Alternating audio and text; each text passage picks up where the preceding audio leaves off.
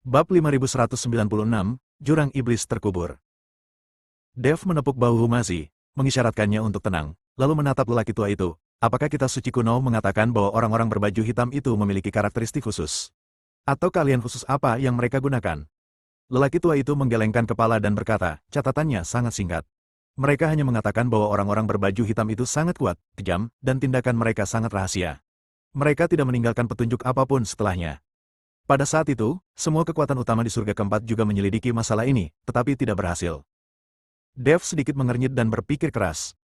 Pasukan tak dikenal, pria berbaju hitam, balas dendam atas genosida. Tampaknya ada beberapa rahasia yang tidak diketahui tersembunyi di balik ini. Yuyu menatap Humazi yang tampak kesakitan, lalu menatap Dev yang termenung, dan berkata dengan lembut, sepertinya apa yang kamu katakan itu benar. Gunung Jiupan memang tanah leluhur keluarga Hu Anda. Dia berhenti sejenak dan melanjutkan, dalam hal ini, sesuai janji sebelumnya, saya, Istana Iblis Hitam, bersedia memberikan penjelasan kepada keluarga Hu Anda. Jika Anda ingin membangun kembali keluarga Hu, saya dapat mengalokasikan sebagian wilayah itu untuk Anda. Jika kau ingin menyelidiki kebenaran di balik pemusnahan klan, Istana Iblis Hitamku juga bisa membantu. Humazi mengangkat kepalanya, matanya merah, dan berkata dengan suara serak, aku hanya ingin tahu siapa yang menghabisi keluarga Huku saat itu. Aku, Humazi, tidak akan menjadi manusia jika aku tidak membalas dendam. Suaranya tidak keras, tetapi mengandung kebencian yang kuat yang bergema di aula kosong, membuat orang-orang menoleh ke samping. Yuyu tersenyum tipis, tapi apa yang kukatakan mengharuskanmu untuk membantuku? Ada apa? Bantu aku mendapatkan sesuatu. Tatapan Yuyu dalam. Jauh di Gunung Jiupan, ada peninggalan kuno bernama Jurang Pemakaman Iblis.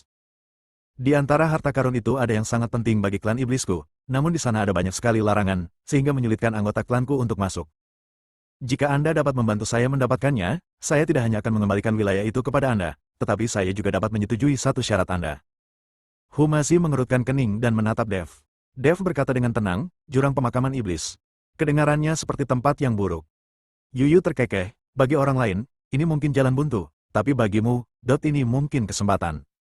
Dev dan Humazi saling memandang, masing-masing dengan pikirannya sendiri. Dev mengetuk pelan meja batu itu dengan ujung jarinya, matanya menatap wajah Yuyu sambil tersenyum tipis. Penyihir ini tampaknya jujur, tetapi sebenarnya, setiap kata yang diucapkannya penuh perhitungan. Jika jurang pemakaman iblis semudah itu dimasuki, mengapa para iblis tidak berhasil begitu lama? Penyihir bulan hantu pandai memilih orang. Dev tiba-tiba terkekeh, apakah kamu yakin kita bisa masuk? Yuyu meletakkan cangkir tehnya. Tatapan aneh melintas di matanya, Yuyu telah melihat apa yang dilakukan rekan Dawi Dev, dan Gunung Jiupan adalah tanah leluhur keluarga Hu. Saudara Hu mungkin memiliki jejak peninggalan leluhurnya, yang cukup untuk menghindari batasan eksternal. Humazi mengepalkan tinjunya, pikirannya kini dipenuhi kebenaran tentang genosida. Selama ia bisa menemukan petunjuk, ia tak hanya akan menembus jurang pemakaman iblis, tetapi juga akan berani menghadapi gunung pedang dan lautan api. Dev, aku sudah berjanji padanya. Dev melirik Humazi, dan melihat tatapannya yang tegas, ia berhenti ragu dan berkata, tentu. Tapi kita butuh peta jurang pemakaman iblis, dan semua catatan klanmu tentangnya. Selain itu, jika kami menghadapi bahaya yang tidak dapat diatasi selama proses berlangsung, kami dapat mundur kapan saja, dan Anda tidak dapat memaksa kami. Itu wajar. Yuyu segera meminta seseorang untuk mengambil gulungan peta kulit binatang dan beberapa buku tipis. Peta ini menandai perkiraan jangkauan jurang pemakaman iblis, tetapi batasan di dalamnya bervariasi, dan Anda masih perlu menjelajahi situasi spesifiknya sendiri.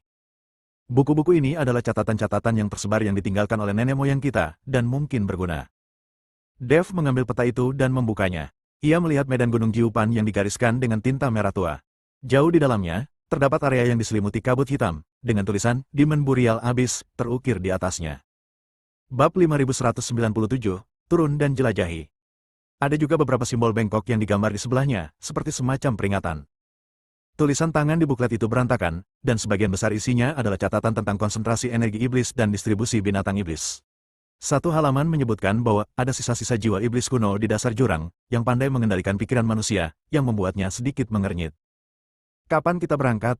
Humazi tak dapat menahan diri lagi. 3 hari lagi, Dev menyimpan peta itu, kita perlu membuat beberapa persiapan. Yuyu tidak keberatan dengan hal ini. Ia mengatur akomodasi untuknya dan mengirim 2 biksu iblis untuk bersiaga kapan saja, yang sebenarnya untuk pengawasan. Setelah kembali ke kediamannya, Humazi segera mengunci diri di kamar dan membolak-balik buklet itu berulang-ulang, mencoba menemukan petunjuk apapun yang terkait dengan keluarga Hu. Dev berdiri sendirian di dekat jendela, memandangi Gunung Jiupan di kejauhan yang diselimuti energi iblis. Indra spiritualnya diam-diam menyebar, memilah-milah situasinya saat ini. Air di istana iblis hitam terlalu dalam, dan aura para ahli tersembunyi itu jelas bukan aura orang biasa. Yuyu berani membiarkan mereka pergi ke jurang pemakaman iblis, mungkin bukan hanya demi harta karun, tetapi mungkin juga ingin membunuh seseorang dengan pisau pinjaman, dan membiarkan mereka menguji bahaya sebenarnya di dasar jurang. Namun, keadaan telah sampai pada titik ini, dan mereka tidak punya jalan keluar. Humazi membutuhkan kebenaran, dan Dev sendiri agak tertarik pada apa yang disebut kesempatan. 3 hari kemudian, di pagi hari, Dev dan Humazi bertemu Yuyu di gerbang istana iblis. Yuyu masih berpakaian ungu, diikuti oleh 10 biksu iblis dengan aura kental, masing-masing membawa bungkusan hitam. Ini adalah sumber daya dan ramuan yang telah disiapkan untukmu. Meskipun tidak berkualitas tinggi, itu cukup untuk mengatasi erosi energi iblis di dasar jurang. Yuyu memberi isyarat kepada anak buahnya untuk menyerahkan paket itu. Pintu masuknya ada di lembah retakan di tengah gunung Jiupan. Aku akan meminta seseorang mengantarmu ke sana. Dev mengambil bungkusan itu dan membukanya. Di dalamnya terdapat beberapa liontin giok berukir pola pengusiran setan dan sebotol eliksir hijau tua. Aromanya sedikit herbal, tetapi tidak setajam teh yang kuminum sebelumnya. Ia dengan santai memberikan liontin giok itu kepada Humazi, tetapi menyimpan pil-pilnya.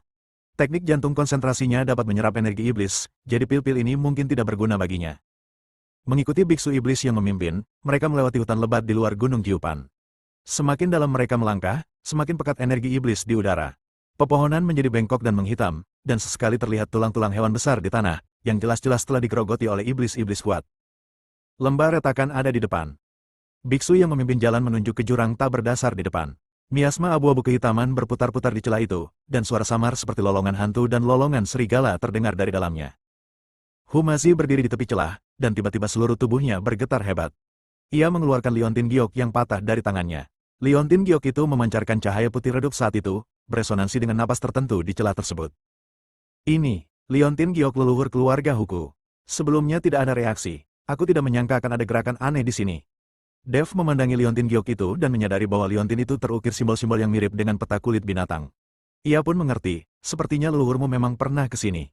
Liontin giok ini mungkin kunci untuk membuka batasan-batasan luar.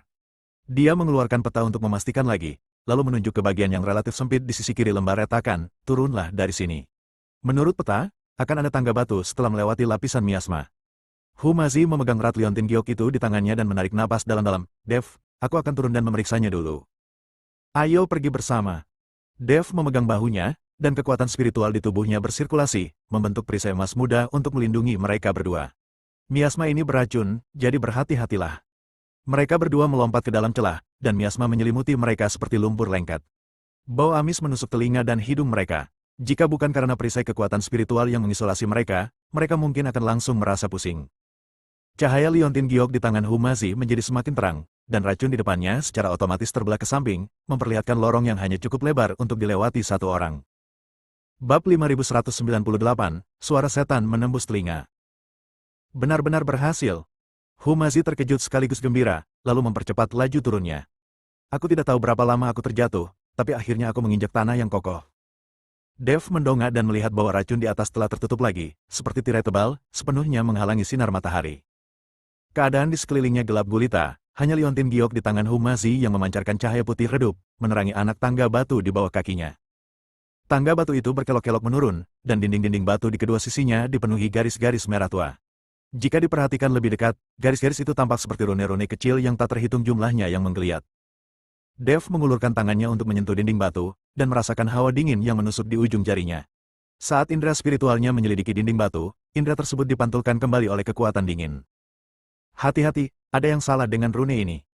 Dev mengingatkan dengan suara berat, mereka dapat melahap kesadaran spiritual. Jika kau terlalu lama bersentuhan dengan mereka, kau mungkin terinfeksi oleh roh jahat. Humazi segera mengalihkan pandangannya dan mengangkat liontin giok itu lebih tinggi. Jangkauan cahaya putih meluas dan samar-samar ia bisa melihat pintu batu yang rusak di ujung tangga batu. Di pintu itu terukir 3 huruf kuno, Jurang Pemakaman Iblis. Pintu batu itu terbuka sedikit, dan hembusan angin dapat terdengar dari dalam, bercampur dengan bisikan-bisikan samar, seakan-akan banyak jiwa yang dizalimi sedang meratap di dalam. Humazi menggenggam erat pisau pendek di pinggangnya, detak jantungnya bertambah cepat tanpa sadar. Dev, masuklah. Anda akan tahu saat Anda masuk dan melihatnya. Dev mendorong pintu hingga terbuka, dan aura iblis yang lebih kuat menyerbu ke arahnya. Cahaya kemasan pada perisai berkedip-kedip hebat beberapa kali sebelum akhirnya stabil. Di balik pintu terdapat koridor panjang. Dinding batu di kedua sisinya bertatakan kristal bercahaya, menerangi koridor seolah-olah siang hari. Tapi cahaya ini berwarna hijau aneh, dan terasa dingin saat menyinari wajahku.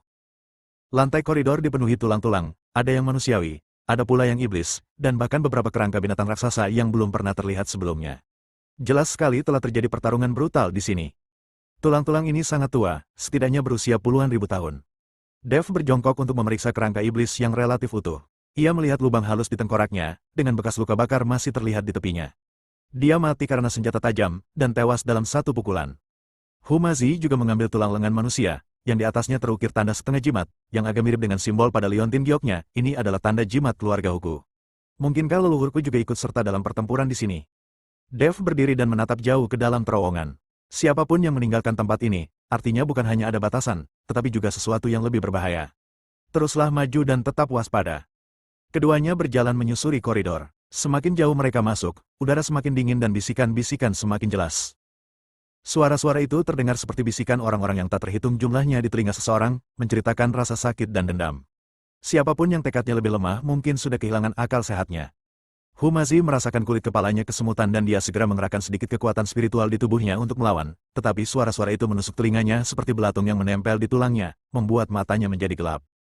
Pada saat ini, Dev tiba-tiba berteriak dengan suara rendah, berkonsentrasi dan tenang. Aliran kekuatan spiritual murni disuntikkan ke tubuh Humazi, seperti guntur yang meledak dalam pikirannya, dan bisikan-bisikan itu lenyap seketika. Humazi berkeringat deras dan terengah-engah, sial, aku hampir. Itu suara iblis yang memenuhi telingaku. Tatapan Dev serius. Jiwa-jiwa sisa iblis kuno di dasar jurang sedang menimbulkan masalah. Mereka tidak bisa menyerang kita secara langsung, jadi mereka menggunakan metode ini untuk mengganggu pikiran kita. Pegang liontin giok ini erat-erat, auranya dapat menekan jiwa-jiwa sisa ini. Humazi segera menempelkan liontin giok itu ke dadanya dan benar-benar merasa jauh lebih tenang. Keduanya terus bergerak maju, dan sebuah percabangan jalan muncul di ujung koridor. Lorong di sebelah kiri dipenuhi bau samar darah, sementara suara gemericik air terdengar dari sebelah kanan. Dev memeriksa peta dan menemukan bahwa peta itu hanya menandai lokasi gerbang batu, dan tidak ada apapun setelah percabangan jalan. Bab 5199, Binatang Buas, Mencari Kematian. Sepertinya kita hanya bisa mengandalkan diri sendiri untuk mencari jalan kembali. Ia melihat lorong di sebelah kiri. Bau darahnya terlalu kuat. Aku khawatir ada makhluk hidup. Ayo kita ke kanan dulu. Lorong di sebelah kanan relatif kering, dan tanahnya tertutup kerikil. Setelah berjalan sekitar satu batang dupa, bagian depan tiba-tiba terbuka dan sebuah gua besar muncul. Di tengah gua terdapat sebuah kolam air berwarna hijau tua, dengan kabut putih mengambang di permukaannya, memancarkan aroma harum yang samar. Ini. Humazi mendekati kolam air dan hendak mengulurkan tangan untuk menyentuhnya ketika dia dihentikan oleh Dev. Jangan sentuh, ada yang salah dengan air ini. Dev menunjuk kabut yang mengambang di air dan berkata, kabut itu mungkin tampak harum, tetapi sebenarnya sangat beracun. Setelah terhirup, roh jahat akan merusak meridianmu. Dia mengeluarkan botol porselen dari bungkusnya, menuangkan pil ke dalamnya, menghancurkannya, dan menaburkan bubuknya ke dalam kolam. Saat bubuk itu jatuh ke dalam air, terdengar suara, mendesis, gelembung-gelembung muncul di permukaan air berwarna hijau tua, dan kabut putih dengan cepat menghilang seperti es dan salju yang berhadapan dengan api yang berkobar. Itu memang beracun. Dev menarik tangannya. Kolam air ini seharusnya digunakan untuk mengisolasi sesuatu, mari kita mengelilinginya. Keduanya berjalan hati-hati di sepanjang tepi kolam. Dinding batu gua dihiasi lebih banyak kristal gelap, dan cahayanya semakin terang. Samar-samar mereka bisa melihat sebuah platform batu di sisi lain kolam, dan sepertinya ada sesuatu di atasnya. Pada saat ini, gelombang besar tiba-tiba muncul di kolam, dan tentakel hitam setebal ember tiba-tiba melompat keluar dari air dan melecut ke arah punggung Humazi. Hati-hati! Dev bereaksi sangat cepat, mendorong Humazi menjauh dan memanggil pedang pembunuh naga. Energi pedang emas menyapu dan memotong tentakel itu menjadi dua bagian. Darah hitam menyembur keluar dengan bau menyengat, lalu jatuh ke tanah dan menimbulkan lubang-lubang kecil. Raungan tajam terdengar dari kolam, dan tentakel hitam yang tak terhitung jumlahnya muncul dari air, seperti ular piton yang menari, dan menyerang kedua orang itu dengan panik. Itu naga iblis. Humazi mengenali monster itu. Kitab-kitab kuno mencatat ada binatang penjaga di jurang pemakaman iblis yang memakan air beracun. Aku tak pernah menyangka dia akan bersembunyi di kolam air ini. Mata Dev terfokus, dan pedang abadi di tangannya berubah menjadi aliran cahaya, terus-menerus menebas tentakel penyerang. Namun, tentakel-tentakel ini seakan tak berujung. Ketika satu terputus, tentakel lain akan segera tumbuh, dan kecepatannya semakin cepat, memaksa kedua pria itu mundur berulang kali. Ini bukan solusi, kita harus menemukan bentuk aslinya. Dev berteriak, dan kekuatan spiritual di tubuhnya meledak tanpa ragu. Perisai emasnya mengembang dan menepis semua tentakel yang menyerang. Tuan Hu, coba gunakan liontin giokmu. Humazi segera mengangkat liontin giok di atas kepalanya, dan cahaya putih tiba-tiba meledak, menerangi seluruh gua seperti matahari kecil. Monster di kolam itu tampak sangat takut pada cahaya. Raungannya semakin menyakitkan dan serangan tentakelnya pun melambat. Berhasil. Humazi merasa gembira dan berjalan menuju tengah kolam sambil memegang liontin giok. Kemanapun cahaya putih itu lewat, tentakel hitam itu menarik dirinya masuk ke dalam air, dan air hijau tua itu mulai berputar, seolah-olah ada sesuatu yang mencoba mengebor keluar dari dasar air. Dev memanfaatkan kesempatan itu, melesat ke tepi kolam, dan mengerahkan seluruh indera spiritualnya, hingga akhirnya terkunci pada sosok besar di dasar kolam. Itu adalah naga hitam raksasa yang panjangnya puluhan kaki, dengan sepasang tanduk melengkung di kepalanya. Matanya seperti dua lentera merah darah, menatap tajam ke arah dua orang di tepi pantai. Binatang jahat, kau cari kematian. Dev mendengus dingin, dan pedang pembunuh naga menggores busur emas di udara, menebas ke arah kolam air dengan momentum menghancurkan dunia. Energi pedang jatuh ke air, menimbulkan gelombang besar. Air di kolam terbelah dua seperti selembar kain, memperlihatkan tubuh bersisik naga ajaib yang besar. Naga iblis itu meraung marah, membuka mulutnya yang besar dan menyemburkan aliran racun hitam, menyapu ke arah Dev. Bab 5200, Token Hitam. Dev mengarahkan jari kakinya dan menghindari racun itu seperti hantu. Bersamaan dengan itu, ia membuat gerakan tangan dengan tangan kirinya, dan teknik jantung konsentrasi di tubuhnya mulai aktif. Seberkas cahaya kemasan melesat dari telapak tangannya dan tepat mengenai kepala naga ajaib itu. Ah! Naga ajaib itu menjerit melengking, dan tubuh besarnya berguling-guling liar di kolam, memercikkan air yang membasahi seluruh gua. Humazi mengambil kesempatan itu untuk memaksimalkan cahaya liontin giok itu, dan cahaya putih itu menusuk mata naga ajaib bagaikan pedang tajam. Naga iblis itu menutup matanya karena kesakitan, dan tubuh besarnya kehilangan keseimbangan dan jatuh ke pantai. Sekarang, mata Dev berbinar, dan pedang abadi berubah menjadi aliran cahaya, langsung menembus titik vital naga iblis. Darah hitam menyembur keluar seperti air mancur, dan tubuh naga ajaib itu bergerak beberapa kali di tanah sebelum akhirnya berhenti bergerak. Mereka berdua akhirnya menghela napas lega dan duduk di tanah sambil terengah-engah. Kekuatan naga iblis ini sebanding dengan kultivator tingkat 3 di alam abadi bumi. Humazi menatap mayat di tanah dengan rasa takut yang masih tersisa. Jurang pemakaman iblis baru saja dimulai, dan ada binatang penjaga yang begitu kuat. Aku khawatir itu akan lebih berbahaya nanti. Dev bangkit berdiri, berjalan ke arah bangkai naga ajaib itu, mengulurkan tangannya dan meraba-raba kepalanya sejenak, lalu mengeluarkan ramuan batin berwarna hitam. Ramuan batin itu memancarkan aura iblis yang kuat, tetapi energi yang terkandung di dalamnya amat murni. Ramuan batin ini mungkin berguna. Dev menyimpan ramuan batinnya dan berkata, meskipun energi iblis itu kuat, energi itu dapat dimurnikan dan juga dapat membantu meningkatkan kekuatan kita.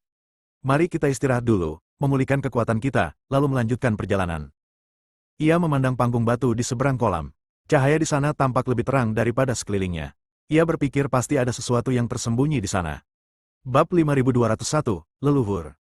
Ini, tanda pemimpin klan Huku. Humazi mengambil token itu, gemetar karena gembira. Konon, hanya ketua klan yang boleh memilikinya. Aku tak pernah menyangka akan menemukannya di sini. Dev mengambil kulit binatang itu dan membukanya. Tulisan di atasnya samar dan sulit dipahami. Untungnya, ia telah mempelajari aksara kuno dan hampir tidak dapat memahami makna umumnya. Kulit binatang itu mencatat asal-usul jurang pemakaman iblis.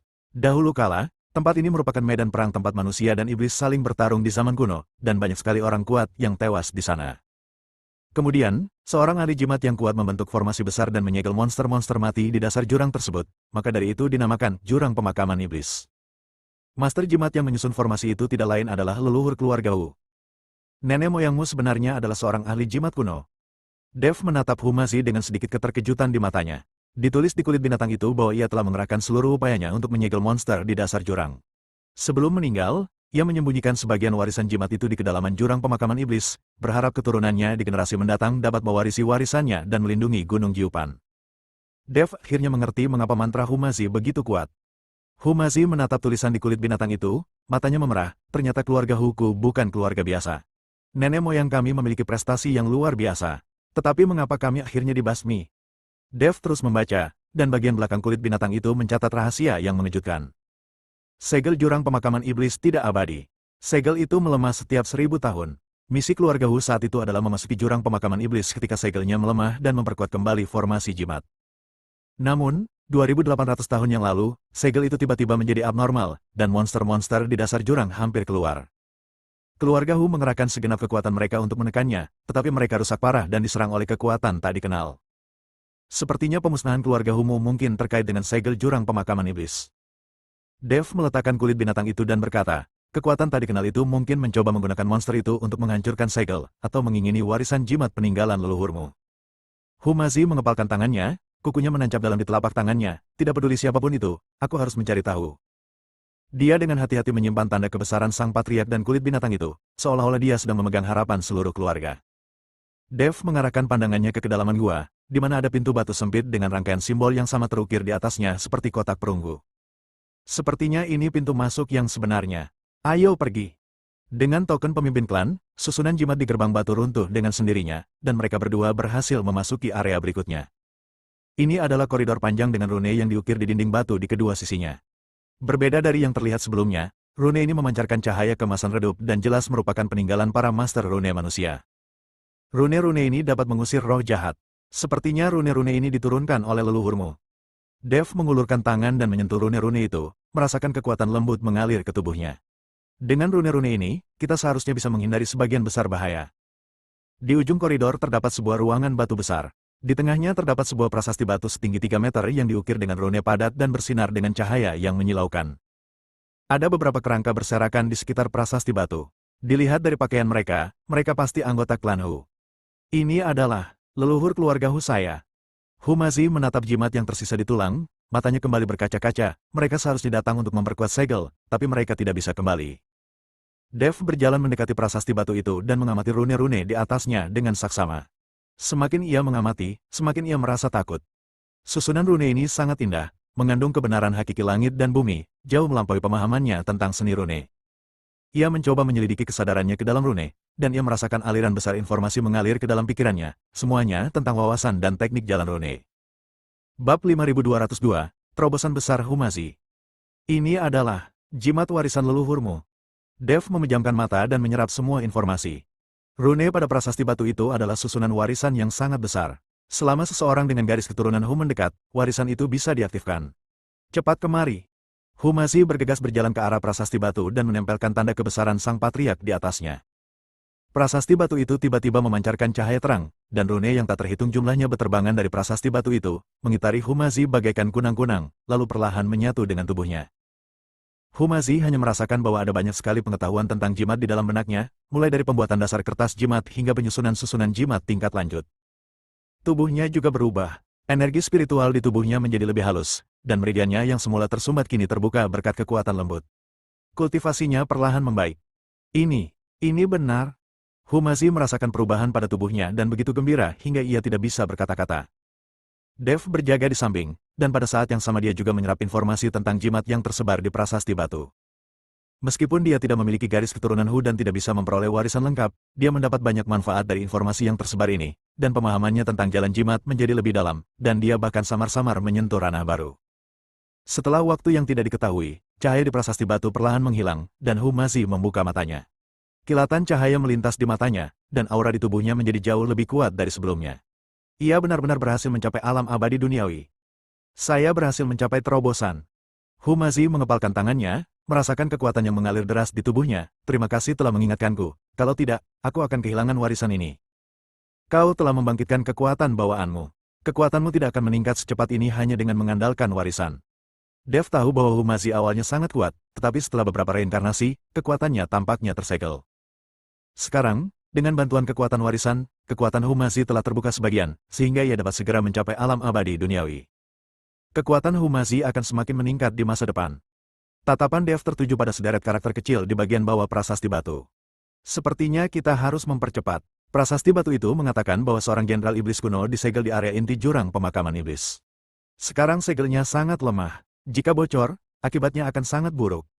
Wajah Humazi menjadi gelap, lalu harta karun yang diinginkan Yuyu, mungkinkah berada di area inti? Sangat mungkin. Dev mengangguk, para iblis selalu ingin melepaskan monster dari jurang. Harta karun yang diminta Yuyu untuk kita dapatkan mungkin sesuatu yang dapat mengendalikan para jenderal iblis. Kita harus menemukan harta karun itu sebelum orang-orangnya tiba, kalau tidak akibatnya akan mengerikan. Keduanya tidak berani menunda dan terus masuk lebih dalam di sepanjang lorong di belakang prasasti batu. Lorong itu makin lama makin sempit, dan tenaga iblis makin lama makin pekat, tetapi dengan rune peninggalan leluhur keluarga Hu dan token ketua klan pada Humazi, tenaga iblis sama sekali tak dapat mendekati mereka. Setelah berjalan sekitar setengah jam, sebuah kolam magma muncul di hadapan mereka. Magma merah tua bergulung-gulung di dalamnya, mengeluarkan napas yang membakar, dan membakar dinding-dinding batu di sekitarnya hingga berwarna merah. Tidak ada jembatan yang melintasi kolam lava, hanya beberapa rantai besi tebal yang menghubungkan sisi lainnya. Rantai-rantai itu berkarat dan tampak seperti bisa putus kapan saja. Bagaimana saya bisa melewati ini? Humazi menatap magma yang bergulung-gulung dengan cemberut. Rantainya terlalu tipis. Rantainya sama sekali tidak mampu menahan beban kita. Mereka berdua tidak bisa terbang saat itu dan hanya bisa bergerak maju dengan berjalan kaki. Kemunculan tiba-tiba kolam magma seperti itu sangat mematikan. Dev mengamati sekeliling kolam magma dan menemukan batu-batu yang menonjol di dinding batu secara berkala, dengan ukiran rune di atasnya. Batu-batu ini adalah pijakan. Rune di atasnya dapat menahan suhu tinggi.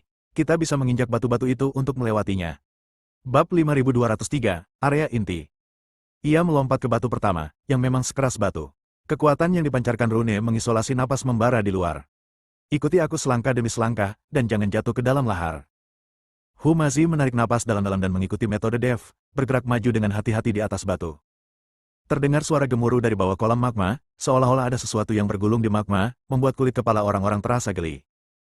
Tepat saat keduanya hendak mencapai sisi lain, gelombang besar tiba-tiba muncul di kolam magma, dan seekor monster yang ditutupi sisik hitam melompat keluar dari magma, membuka mulutnya yang besar dan menggigit Humazi. Hati-hati! Dev menarik Humazi ke sisinya, dan pada saat yang sama, dia mengeluarkan pedang pembunuh naga dan menebas ke arah kepala monster itu. Dengan suara celang yang nyaring, energi pedang jatuh ke sisik monster dan dipantulkan kembali. Monster itu meraung dan mencambuk kedua pria itu dengan ekornya seperti cambuk baja, menghancurkan batu-batu di bawah kaki mereka. Itu kadal iblis magma. Humazi mengenali monster itu. Kitab-kitab kuno mengatakan ia memakan magma. Ia kebal terhadap pedang dan senjata, serta kebal terhadap air dan api. Dev menatap mata monster yang berkobar-kobar itu, dan hatinya bergetar, kelemahannya seharusnya ada di matanya. Tuan Hu, gunakan jimatmu untuk menahannya. Humazi segera mengeluarkan beberapa lembar kertas jimat, menyuntikkan kekuatan spiritual ke dalamnya, dan melemparkannya ke kadal iblis. Kertas jimat itu berubah menjadi beberapa jaring cahaya kemasan di udara, melilit tubuh kadal iblis itu. Kadal iblis itu meraung, dan api menyembur keluar dari tubuhnya, membakar jaring cahaya itu menjadi abu, namun ia tertahan untuk sementara. Memanfaatkan kesempatan ini, Dev melesat dan melesat menuju kepala kadal iblis bagaikan anak panah. Pedang pembunuh naga mengumpulkan seluruh kekuatan spiritualnya dan mengubahnya menjadi pelangi emas panjang, menembus mata kadal iblis dengan akurat. Ah! Kadal iblis itu menjerit melengking, dan tubuhnya yang besar berguling-guling liar di kolam magma, dan magma yang mengaduk itu jatuh bagai hujan badai. Pergi! Dev menarik Humazi dan melompat ke seberang. Menoleh ke belakang, ia melihat kadal ajaib itu berjuang beberapa kali di kolam lava, lalu akhirnya tenggelam ke dasar kolam dan berhenti bergerak. Kedua lelaki itu terjatuh ke tanah, terengah-engah, punggung mereka basah oleh keringat dingin. Demon Burial abis ini sungguh mendebarkan di setiap langkahnya. Humazi menyeka keringat di wajahnya dan berkata, jika kita terus seperti ini, bahkan jika kita tidak dibunuh oleh monster itu, kita akan mati kelelahan. Dev berdiri dan melihat ke arah lorong di sisi lain. Setelah melewati kolam magma, kita seharusnya sudah dekat dengan area inti. Ayo kita bekerja lebih keras. Dia mengeluarkan beberapa pil dari bungkusnya dan menyerahkannya kepada Humazi. Isi ulang tenagamu dulu, jalan di depan mungkin lebih berbahaya. Humazi meminum pil itu tetapi tidak langsung memakannya. Ia malah mengeluarkan token pemimpin klan dari dadanya dan membersihkan debunya dengan hati-hati. Dengan warisan leluhur dan token ini, aku merasa penuh kekuatan. Betapapun berbahayanya, aku akan terus maju. Dev menatap tekad di matanya dan mengangguk sedikit. Dia tahu bahwa Humazi bukan lagi lelaki yang hanya pandai mempermainkan wanita, tetapi penerus sejati dari warisan keluarga Hu. Keduanya beristirahat sejenak dan melanjutkan perjalanan menyusuri lorong. Di ujung lorong terdapat pintu batu besar bergambar kepala iblis yang ganas. Matanya merah menyala dan memancarkan aura mengerikan.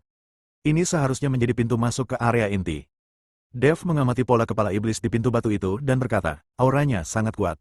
Aku khawatir ada penghalang yang melindunginya. Humazi menempelkan token pemimpin klan di gerbang batu. Cahaya pada token tersebut bertabrakan dengan cahaya merah dari pola kepala iblis, menghasilkan suara mendesis. Gerbang batu itu mulai bergetar hebat, dan cahaya merah di mata pola kepala iblis itu menjadi semakin terang, seolah-olah menjadi hidup. Tidak, token pemimpin klan tidak bisa membuka pintu ini. Humazi menarik tangannya, mengerutkan kening, pembatasan pada pintu batu ini ditetapkan oleh para iblis, dan itu saling bertentangan dengan rune leluhur. Bab 5204, tidak ada yang sehebat aku. Dev berjalan mengelilingi pintu batu dan menemukan beberapa rune kecil di celah pintu, yang mirip dengan rune manusia yang pernah dilihatnya di koridor sebelumnya. Sepertinya kita harus menggunakan metode jimat untuk membukanya. Apakah ada metode untuk mematahkan larangan klan iblis yang tercatat dalam warisan leluhurmu?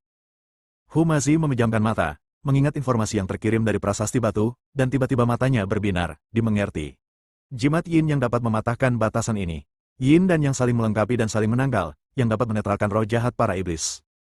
Dia mengeluarkan 2 lembar kertas jimat dari lengannya, dan menurut metode yang diwariskan, dia menggunakan kekuatan spiritualnya sebagai pena untuk dengan cepat menggambar 2 jimat. Selembar kertas jimat berwarna emas, memancarkan energi maskulin, selembar kertas jimat lainnya berwarna hitam, memancarkan energi feminin. Dev, bantu aku melindungi hukum. Humazi menempelkan 2 jimat di kedua sisi gerbang batu, membuat segel dengan tangannya, dan menggumamkan sesuatu. Jimat emas dan hitam itu memancarkan cahaya secara bersamaan, membentuk pola Tai Chi yang perlahan menyatu dengan gerbang batu. Pola kepala iblis mengeluarkan raungan marah, lampu merah dan pola Tai Chi saling bertabrakan, dan gerbang batu bergetar hebat, seolah-olah akan runtuh kapan saja. Pada saat ini, pola kepala iblis di gerbang batu tiba-tiba membuka mulutnya yang besar dan menyemburkan kabut hitam, menyerang Humazi. Tatapan Dev tajam, dan pedang pembunuh naga langsung terhunus. Energi pedang emas menghalangi Humazi seperti perisai, memotong kabut hitam berkeping-keping. Fokuslah untuk melanggar larangan, serahkan ini padaku. Setelah kabut hitam itu terpotong, ia berubah menjadi kelelawar kecil yang tak terhitung jumlahnya yang menerkam ke arah mereka berdua. Kelelawar-kelelawar ini benar-benar hitam, bermata merah, dan jelas-jelas telah diubah oleh roh jahat. Dev mendengus dingin, dan kekuatan spiritual di tubuhnya bersirkulasi. Sebuah perisai emas muda menyelimuti mereka berdua. Kelelawar itu menghantam perisai itu, mengeluarkan suara, mendesis, dan segera menghilang. Humazi tak berani teralihkan. Ia membentuk segel dengan tangannya semakin cepat, dan cahaya jimat Yin yang semakin kuat. Cahaya merah pola kepala iblis di gerbang batu perlahan meredup, sementara pola Tai Chi semakin jelas. Akhirnya, dengan suara dentuman keras, gerbang batu perlahan terbuka. Di balik gerbang batu terdapat ruang luas, seperti istana bawah tanah. Di tengahnya terdapat altar hitam dengan pedang panjang tertancap di atasnya. Pedang itu berwarna hitam pekat dan memancarkan aura dingin. Area di sekitar altar dipenuhi dengan kerangka, baik dari setan maupun manusia, dan jelas terlihat bahwa pertarungan brutal telah terjadi di sana. Apakah itu harta yang Yuyu inginkan? Humazi menunjuk pedang panjang di altar dan berkata, kelihatannya seperti pedang ajaib. Dev menggelengkan kepalanya, tidak sesederhana itu. Lihat rune di sekitar altar. Itu formasi penyegel. Pedang ini mungkin digunakan untuk menekan sesuatu. Ia melangkah maju dan mengamati rune-rune di sekitar altar dengan saksama. Ia mendapati bahwa rune-rune ini mirip dengan rune yang pernah dilihatnya di prasasti batu sebelumnya, tetapi lebih rumit dan presisi. Rune-rune ini jelas merupakan segel terakhir yang dibuat oleh leluhur keluarga Wu. Di bawah altar seharusnya ada tempat di mana Jenderal Iblis disegel. Dev menunjuk ke sebuah alur di tengah altar dan berkata, saya khawatir Yuyu tidak menginginkan pedang ini, melainkan benda di dalam alur itu. Ada manik hitam di alur itu, hanya seukuran ibu jari, yang memancarkan energi iblis yang kuat, tetapi ditekan oleh rune di sekitarnya dan tidak dapat menyebar. Apa ini? Tanya Humazi penasaran. Dev juga melihatnya, tetapi dia tidak tahu apa manik hitam itu. Itulah inti sihir. Suara Raja Iblis Awan Merah terdengar, dan itu adalah inti sihir Jenderal Iblis kuno. Dengan inti sihir ini, kita bisa mengendalikan Jenderal Iblis yang tersegel. Jenderal Iblis? Dev tertegun dan bertanya dengan bingung, Senior, apakah Jenderal Iblis ini lebih kuat darimu? Raja Iblis Awan Merah mencibir, jika dia lebih kuat dariku, dia tidak akan ditekan di sini. Dia tidak sekuat aku. Bab 5205, berpura-pura mati. Pada saat ini, altar tiba-tiba bergetar hebat, inti sihir hitam meledak menjadi cahaya yang menyilaukan, dan rune di sekitar altar dengan cepat meleleh seperti es dan salju. Tekanan besar datang dari bawah altar, dan seluruh istana bawah tanah mulai berguncang, seolah-olah ada sesuatu yang akan keluar dari tanah. Oh tidak, segelnya hampir rusak. Wajah Dev berubah drastis. Yuyu mungkin sudah tahu ini akan terjadi sejak lama. Dia meminta kita datang dan mengambil inti sihir hanya untuk membuat kita menghancurkan segelnya. Raungan memekakkan telinga terdengar dari bawah altar, dan retakan besar muncul di tanah. Energi iblis hitam menyembur keluar dari retakan dan mengembun menjadi bayangan iblis setinggi puluhan kaki. Bayangan iblis itu memegang kapak raksasa dan berwajah garang. Dialah Jenderal Iblis kuno yang tersegel. Hahaha, akhirnya aku keluar. Suara sang Jenderal Iblis menggelegar bagai guntur, membuat gendang telinga mereka sakit. Sudah 2800 tahun berlalu, dan aku tak pernah menyangka ada yang berani membuka segelku. Wajah Humazi memucat, dan tangannya memegang token pemimpin klan sedikit gemetar, ini. Jenderal Iblis kuno, auranya begitu kuat. Dev melindungi Humazi di belakangnya, dan kekuatan spiritual di tubuhnya meledak tanpa ragu. Pedang pembunuh naga mengeluarkan suara berdengung dan memancarkan energi pedang yang tajam, ia baru saja membuka segelnya dan kekuatannya belum pulih sepenuhnya. Kita masih punya kesempatan. Tatapan mata sang Jenderal Iblis tertuju pada Dev, dan secerca penghinaan terpancar di matanya. Kau hanya seorang kultivator manusia, berani bersikap begitu lancang di hadapanku. Matilah sebelum aku. Ia mengayunkan kapak raksasanya dan menebas ke arah mereka berdua. Bilah kapak hitam itu, dengan momentumnya yang menggetarkan bumi, merobek udara di seluruh istana bawah tanah. Dev tidak berani gegabah, ia menarik Humazi dan melompat menghindari kapak itu. Mata kapak itu jatuh ke tanah dengan suara keras, dan jurang tak berdasar pun tercipta di tanah, kerikil beterbangan di mana-mana. Senior, orang ini sudah keluar. Kau bisa bergabung denganku dan membunuhnya sekarang juga. Dia tidak sehebat dirimu. Dev buru-buru memanggil Raja Iblis Awan Merah untuk merasukinya, lalu membunuh Jenderal Iblis itu. Namun Dev berteriak lama sekali, tetapi Raja Iblis Ciyun tampaknya tidak mendengarnya. Sial, pura-pura mati saja. Tuan Hu, temukan cara untuk memperkuat segel itu lagi. Dev tak punya pilihan selain meminta Humazi untuk memperkuatnya, sementara ia bergegas menuju Jenderal Iblis dengan pedang pembunuh naga di tangan. Aku akan menahannya. Dia tahu bahwa mustahil untuk mengalahkan Jenderal Iblis kuno hanya dengan kekuatan dua orang, dan satu-satunya cara untuk memiliki kesempatan bertahan hidup adalah dengan menyegelnya kembali. Humazi juga bereaksi dan segera mengeluarkan kertas jimat dan mulai menggambar jimat untuk memperkuat segel sesuai dengan metode yang diwariskan oleh leluhurnya.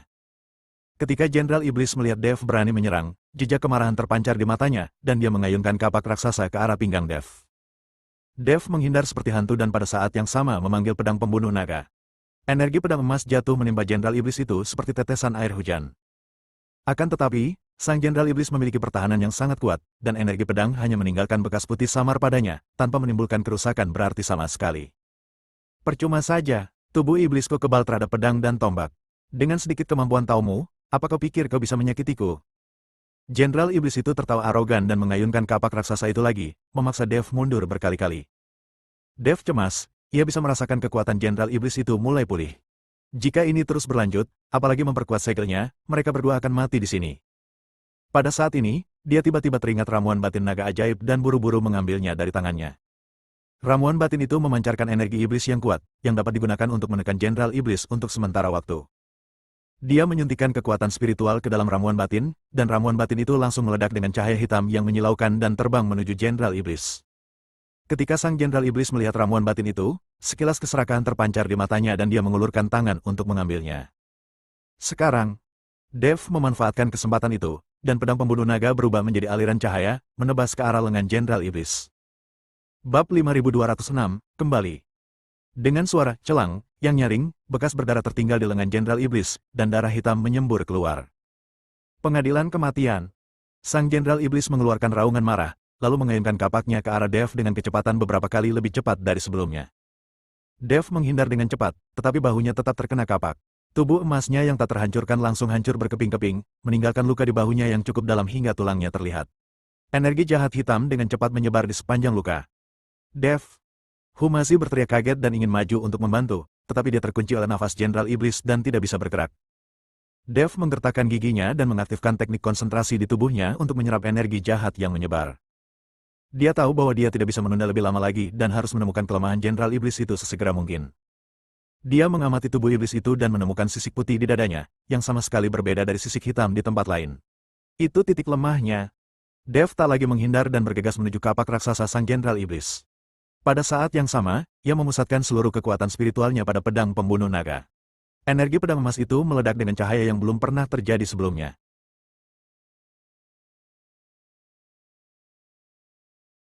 Bertindak gegabah. Jenderal Iblis itu meraung dan mengayunkan kapak raksasanya ke arah kepala Dev dengan kekuatan yang luar biasa. Tepat ketika kapak raksasa itu hendak menancap di kepala Dev, ia tiba-tiba berbalik ke samping dan nyaris menghindari kapak raksasa itu. Pada saat yang sama, pedang pembunuh naga menusuk bagai ular berbisa, tepat menembus sisik putih di dada sang Jenderal Iblis. Ah! Sang Jenderal Iblis menjerit keras, tubuhnya yang besar bergetar hebat, dan darah hitam menyembur keluar bagaikan air mancur. Sekarang, Dev berteriak dan melemparkan ramuan batin naga ajaib itu kepada Humazi secara bersamaan, gunakan kekuatan ramuan batin untuk mengaktifkan susunan penyegel. Humazi mengambil ramuan batin dan meletakkannya di alur di tengah altar sesuai instruksi Dev. Pada saat yang sama, ia menempelkan jimat yang telah digambar pada rune di sekeliling altar. Kekuatan ramuan batin itu beresonansi dengan jimat itu, dan rune di sekitar altar menyala lagi, memancarkan cahaya yang menyilaukan, membentuk perisai penyegel besar yang menyelimuti Jenderal Iblis itu. Setan itu berjuang mati-matian, berusaha menghancurkan segel itu, namun kekuatan segel itu menjadi semakin kuat dan mengurungnya dengan kuat di dalam. Tidak, aku tidak mau menerima ini. Jenderal Iblis itu meraung putus asa, dan tubuhnya yang besar perlahan menghilang di dalam perisai penyegel, berubah menjadi kabut hitam yang tak terhitung jumlahnya dan diserap oleh perisai penyegel. Saat Jenderal Iblis menghilang, guncangan di istana bawah tanah berangsur-angsur berhenti dan energi iblis mulai menghilang perlahan. Mereka berdua akhirnya menghela napas lega dan duduk di tanah sambil terengah-engah. Akhirnya, berhasil. Humazi menyeka keringat di wajahnya dan menatap altar yang telah kembali damai. Kita berhasil. Dev mengangguk dan menatap luka di bahunya. Meskipun energi jahat hitam telah diserap, ia masih merasakan sakit yang menyengat di lukanya. Tindakan Yuyu benar-benar kejam. Dia tidak ingin kita mengambil harta apapun. Sebaliknya, dia ingin menggunakan kita untuk membuka segel dan melepaskan Jenderal Iblis ini. Jadi apa yang kita lakukan sekarang? Humazi memandang inti sihir di altar dan bertanya, apakah kamu masih menginginkan inti sihir ini? Ambil saja, kenapa tidak diambil saja? Dev berdiri, berjalan ke altar, dan mengambil inti sihir. Inti sihir ini mengandung energi iblis yang sangat besar. Meskipun tidak bisa digunakan secara langsung, mungkin bisa digunakan untuk menghadapi Yuyu. Lagi pula, kita tidak bisa datang ke sini tanpa hasil.